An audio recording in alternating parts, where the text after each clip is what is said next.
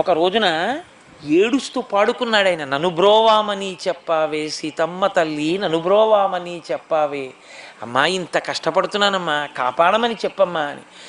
ఆయన బాధ ఓర్వలేక సీతమ్మ తల్లి వెళ్ళి, ఏమండే అంత ఏడుస్తున్నాడే మహానుభావుడు, అంతటి భక్తి తత్పరుడే, అంత కష్టపడి ఆలయం కట్టాడే, అటువంటి వాణ్ణి ఎందుకు అంత బాధ పెడుతున్నారు, ఎందుకు రక్షించరు ఆ రామదాసు గారిని అడిగితే రాముడు అన్నాడు, సీత నాకు కూడా గుండెలు అవిసిపోతున్నాయి రామదాసు కష్టం.